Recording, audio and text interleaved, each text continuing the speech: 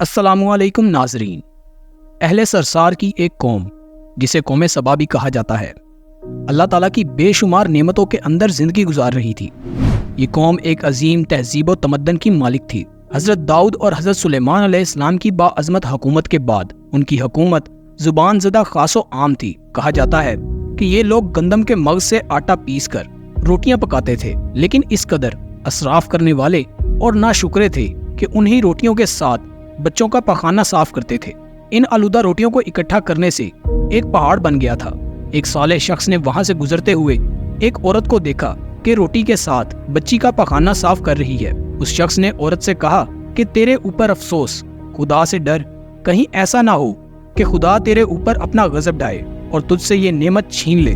اس عورت نے جواب میں اس کا مذاق اڑایا اور مغرورانہ انداز میں کہا، جاؤ جاؤ، گویا مجھے بھوک سے ڈرا رہے ہو۔ جب تک سرساری جاری ہے مجھے بھوک سے کسی قسم کا کوئی خوف نہیں ہے۔ کوئی زیادہ عرصہ نہیں گزرا تھا کہ اللہ تعالیٰ نے حوث بازو اور اسراف پر اپنا غضب ڈھایا۔ پانی جو کہ زندگی کی بنیاد ہے ان لوگوں سے چھین لیا تھا۔ قحط نازل ہوا، بات یہاں تک پہنچ گئی کہ ان کی ذخیرہ کی ہوئی ساری غذا ختم ہو گئی۔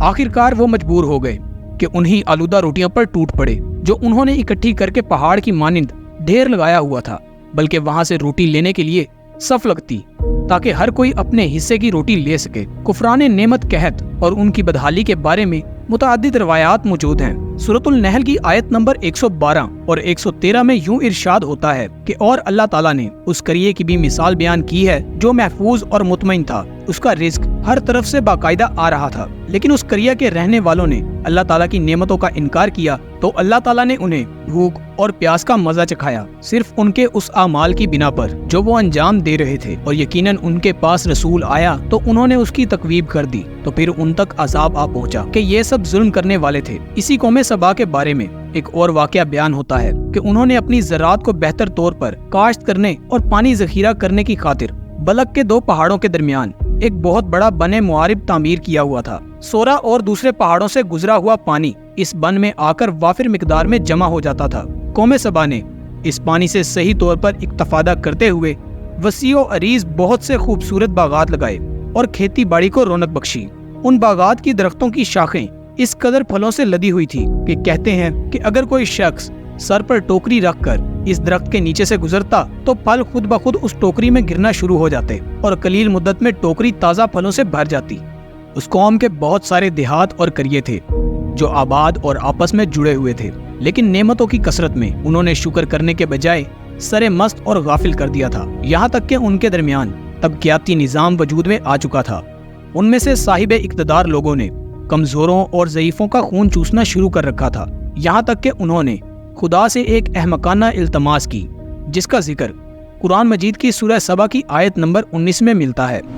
انہوں نے کہا، خدایا ہمارے سفروں کے درمیان فاصلہ زیادہ کر دے۔ انہوں نے اللہ تعالیٰ سے التماس اس لیے کی کہ غریبوں اور بے لوا لوگ عمرہ اور شرفا کے ہمراہ سفر نہ کر سکیں۔ ان کی خواہش یہ تھی کہ آبادیوں کے درمیان خشکی ہو اور فاصلہ زیادہ ہو تاکہ غریب اور کم آمدنی والے لوگ ان کی طرح سفر نہ کر سکیں۔ اللہ تعالیٰ نے ان مغرور پیٹ کے پجاریوں پر اپنا غضب نازل کیا۔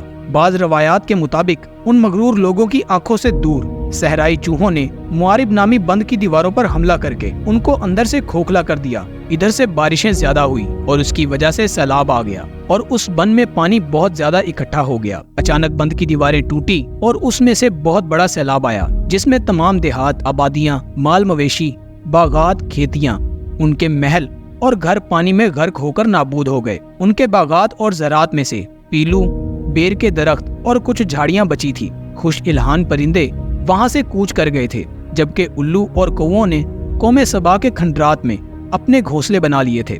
اس کا ذکر قرآن مجید کی سورہ سبا کی آیت نمبر 15 اور 16 سے ملتا ہے، اور آخر میں آیت نمبر 17 میں قرآن کریم میں اس واقعے کا یوں نتیجہ نکالا ہے، یہ ہم نے ان کی ناشکری کی سزا دی ہے اور ہم ناشکروں کے علاوہ کسی کو سزا نہیں دیتے۔